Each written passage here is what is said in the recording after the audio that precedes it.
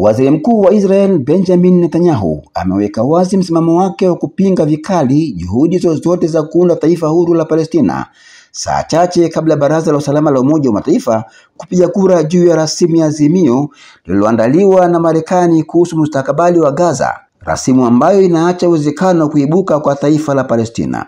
Kwa miaka mingi, Netanyahu amedai kwamba kuanzisha taifa la Palestina ni zawadi kwa Hamasi na kwamba kunasababisha hatari kubwa kujitokeza kwa taifa la Hamasi kwenye mipaka ya Israel. Lakini kadiri Marekani inavyoendelea kusukuma pendekezo lake la kusitisha vita vya Gaza na mpango wa utulivu wa muda mrefu, presha ya kimataifa dhidi ya Netanyahu imeongezeka kwa kasi. Baraza la Usalama linatarajiwa kupiga kura siku ya Jumatatu kuhusu pendekezo la Marekani la kuunda kikosi cha kimataifa cha kusimamia utulivu Gaza, licha ya upinzani kutoka Urusi, China na baadhi ya mataifa ya Kiarabu. Hamas na makundi mengine ya Palestina yametahadharisha kuwa mpango huo wa Marekani ni jaribio la kuipa Gaza mamlaka ya kimataifa kwa njia ya upendeleo kwa Israel na kwamba unaweza kuinyima Palestina haki ya kujiendesha wenyewe. Vikundi hivyo vimekataa pia wazo lolote litakalotaka Hamas kupokonywa silaha. Netanyahu akizungumza kwenye baraza lake la mawaziri amesisitiza kuwa rasimu ya Marekani inalazimisha Gaza kuwa eneo lisilo na silaha na kutaka Hamas ivunjwe nguvu kabisa.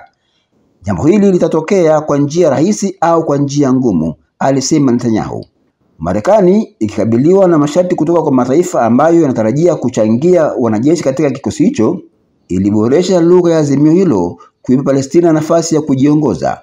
Rasimu hiyo sasa inataja kuwa mpango wa Rais wa Marekani Donald Trump unaweza kuunda njia inayoaminika ya kuelekea taifa la Palestina.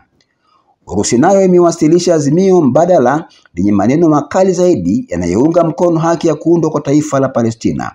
Jumuiya ya kimataifa ikijumuisha mataifa ya Ulaya inasisitiza kuwa suluhu ya muda mrefu na ya kudumu katika mgogoro wa Israeli na Palestina inategemea taifa la Palestina litakalokuwepo sambamba na Israel. Katika kipindi cha vita huko Gaza, shinikizo dhidi ya Tel Aviv limeongezeka, hasa baada ya Uingereza, Australia na Canada kutambua rasmi taifa la Palestina. Kwa mara ya kwanza tangu mashambulizi hayo kuongezeka, Netanyahu alitoa kauli kuhusu ongezeko la vurugu zinazoendeshwa na walowezi wa Kiyahudi katika ukingo wa Magharibi. Amesema vurugu hizo zinafanywa na kundi dogo la wahalifu, ingawa Palestina na mashirika ya haki za binadamu yanasema mashambulizi hayo yameenea na serikali inayatazama kwa upendeleo. Kwa mujibu wa msemaji wa kamishna wa haki za binadamu wa Umoja wa Mataifa Tamin Al-Keitan, zaidi ya mashambulizi 260 yalifanywa na walowezi wa Kiyahudi dhidi ya raia wa Palestina na mali zao yalirekodiwa mwezi Oktoba pekee, idadi ya juu zaidi tangu mwaka 2006.